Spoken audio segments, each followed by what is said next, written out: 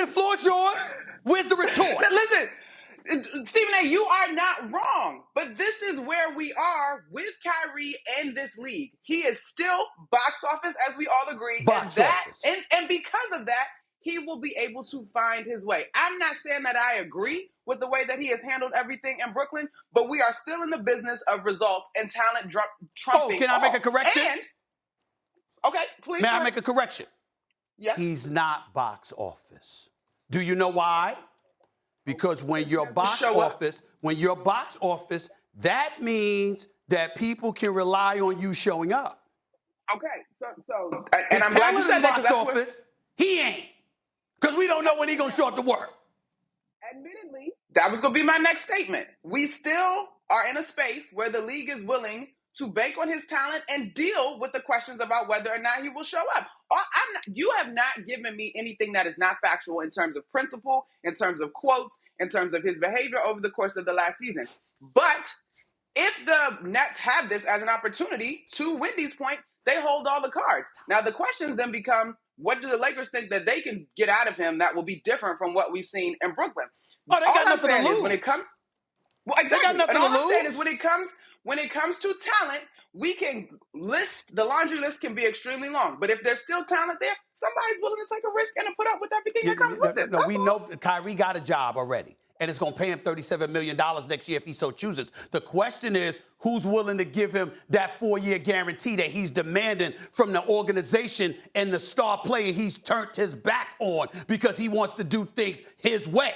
We know he's going to be on an NBA roster. The brother is too magnificent not to be. But we also know the brother ain't trustworthy when it comes to following protocol and rules and regulations and doing things from a team concept. Kyrie Irving is a team and an entity all in of himself. And that's what it is, Wendy. The last word is yours. Well, I understand why he's doing this, though, Stephen A., because he's gotten the Nets to fold in the past. He got the Nets to fold with the way they were going to not let him play half the time. He got the Nets to fold when he wasn't crazy about Kenny Atkinson being the coach. Why wouldn't he think that the Nets would fold again? And this is really kind of what's happened, is that Joe Tsai, who's one of the richest men in the world, a man who negotiated with the Chinese government to found his business, who was repeatedly folding to a player that was showing up 40% of the time. And I think he's tired of it. And so he's saying that's enough. I'm drawing the line in the sand for business reasons and for personal reasons. But Kyrie is basically saying, I've watched you guys do what I want before.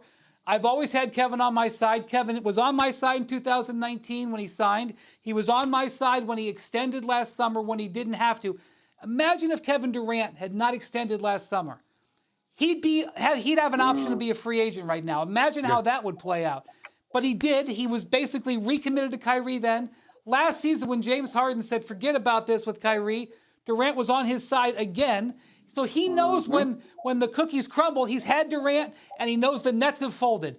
So I don't blame him for trying to do it again. And so now we have the question, which side's going to fold? The history has shown the Nets are going to fold. Now I'm watching to see if they hold the line. We got to move on here, but just yes or no answer. So, Wendy, you think that he wants to stay in Brooklyn?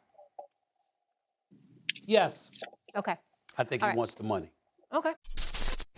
Thanks for watching ESPN on YouTube. For live streaming, sports, and premium content, subscribe to ESPN+.